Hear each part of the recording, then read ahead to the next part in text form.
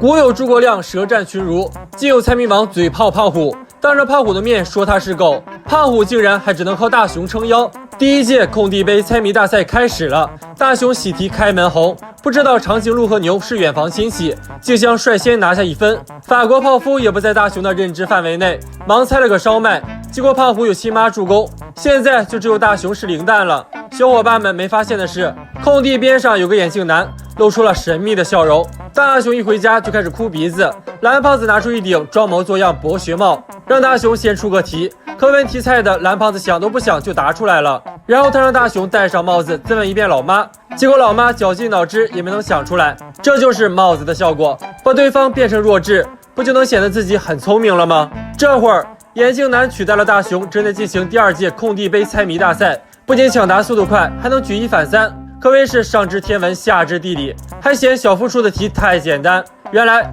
他就是隔壁街区的著名猜题王石夫，接下来就是他的回合了。胖虎听了题之后，憋了半天就说出了个饺子，石夫的2个跟班笑得都快哭了。于是乎，饺子君就成了石夫对胖虎的爱称，他就连胖虎的铁拳都不怕，还公然嘲讽胖虎是败犬。这下胖虎是真的受伤了，他立马和小夫跑去搬救兵。可是学霸偏偏在这个时候得了重感冒，难道说空地真的要拱手让给石夫了吗？就在胖虎和小夫吵得不可开交的时候，大熊闪亮登场，上来就用一个问题把2人给难倒了，接着还搓了个连招。胖虎和小夫彻底被简单到爆的谜题给难倒了，不得不把大熊当成最后的救命稻草。蓝胖子本想提醒大熊一下，结果被胖虎一巴掌拍飞，只好与石夫狭路相逢。胖虎把大熊搬了出来，猜谜大战一触即发。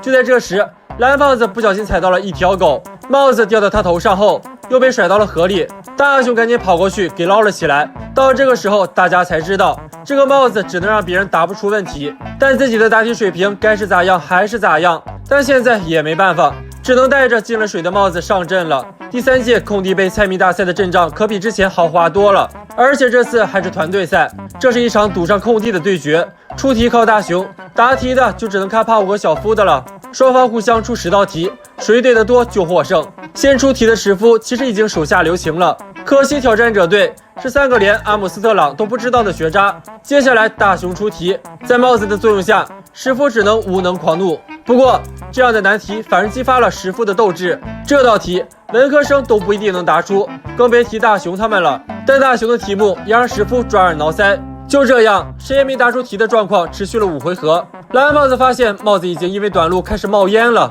可比赛还在继续。尽管2人提出的问题压根不在一个水平线上，还是打得难解难分。到了最后1回合，依然是0比0。石夫的最后一招是问有着800米超高层大厦的城市是哪里。小夫可是有一个有超能力的老爸，轻松答对。接下来只要石夫答不出大熊的问题，他就输了。就在这时，帽子彻底报废。小跟班一听就知道答案了，可石夫却觉得他俩太肤浅了。大熊怎么可能问出这么简单的问题呢？石夫分析到超时也没回答出来，挑战者队赢了。小伙伴们保住了空地。那么陆木也来问个问题，蓝胖子走路时双脚是悬空的还是紧贴地面呢？大熊真不愧是海王，连家里都是鱼塘。不过这次养的鱼可不一样，实现了小朋友的梦想，能游能飞吃嘛嘛香。就问小夫你慌不慌？像小夫这样高贵的富二代，就连鲤鱼鳍都是又高又贵的，十分符合本人气质。小夫越吹越起劲，完全没注意到身边的小伙伴们越来越难看的脸色。直到名叫小铁的男孩哭着跑了，小夫还没觉得自己哪里错了。大熊和胖虎倒是难得站到了统一战线，巴不得一人给他来上一拳。小铁家住在又小又破的公寓里，所以装不下大的鲤鱼鳍，只有老爸给他买的超低配版，还没小夫那个的眼珠子大。小铁耍起了小孩子脾气，连薄饼也不吃了，就要大号鲤鱼鳍。正是因为如此，小伙伴们才觉得小夫那样炫富是不对的，但小夫觉得这就是在针对他，一时气血上涌，冲回家要把自己的鲤鱼鳍剪了。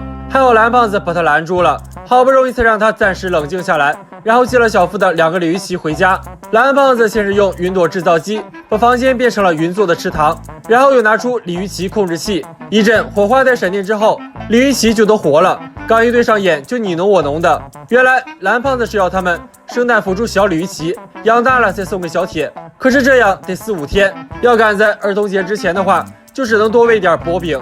大熊一听，赶紧跑去食堂，把老妈刚买的薄饼整盒拿走，还很诚实的说是要给李玉琪吃，给老妈吓得怀疑人生。就这么一小会儿，李玉琪已经生蛋了，堪比公鸡中的战斗机。很快，小李玉琪就都孵出来了。蓝胖子和大熊把薄饼掰成小块喂给他们，大熊还忍不住跑去给小铁剧透，把会有大个李玉琪飞去他家的事告诉了他。小伙伴们听说了这件事，也纷纷送来了薄饼。胖虎不仅自己带了，还把顺丰打算私吞的也抢了过来。大熊在小铁家也放上薄饼，就等着李玉琪闻着味儿过来。可是蓝胖子那边的薄饼不够，李玉琪也不好铜锣烧这口。就在这时，门铃响了，竟然是一脸羞涩的小夫送来了一沓薄饼过来，而且还都是高档货。说着说着，又开始凡尔赛。小铁已经有些等不及了，大熊嘴上安慰他，可是自己心里也没底。好在加上小夫的份儿之后，李玉琪终于长大了。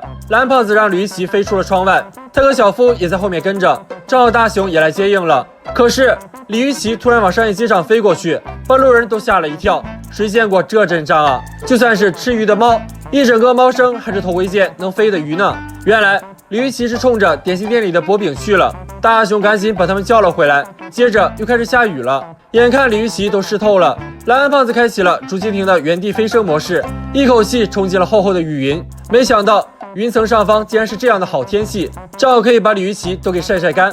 终于天空放晴了，三人带着李玉琪再次向小铁家飞去。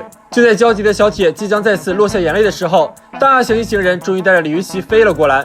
小铁的梦想终于实现了，而小夫也终于理解了他的心情，希望明年大家的李玉琪可以一起游泳。那么问题来了，大家知道为什么李玉琪会喜欢吃薄饼吗？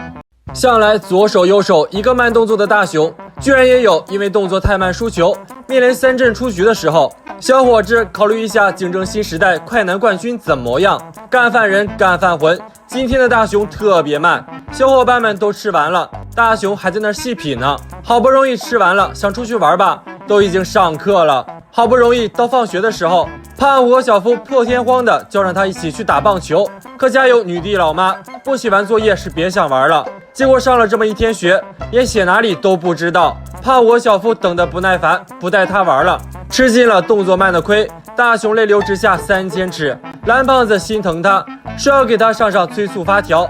蓝胖子举着这么个大家伙要怼到他身上，大熊总觉得哪里不对劲。为了让他放心，蓝胖子决定拿老爸当小白鼠。上满发条后，老爸的体能瞬间回到20岁，10秒跑完5000米，要不是一头撞到墙上，根本停不下来。老妈还以为这是新的睡觉姿势，被从屁股上发条，大熊酸爽的不得了，一坐到桌子面前就成了无情的写作业机器，刷刷就写完了，然后一口气从家跑到了河边棒球场。现在比赛已经到了白热化阶段，大熊死皮赖脸的求了胖虎和小夫，才有了上场的机会。对手一看到是大熊击球，就知道稳了，果然大熊不负众望，直接挥空了。幸好蓝胖子及时赶到，重新给大熊上满了发条，大熊又自信爆棚了。可这回动作太快，自己都快成陀螺了，胖虎和小夫脸都快黑了。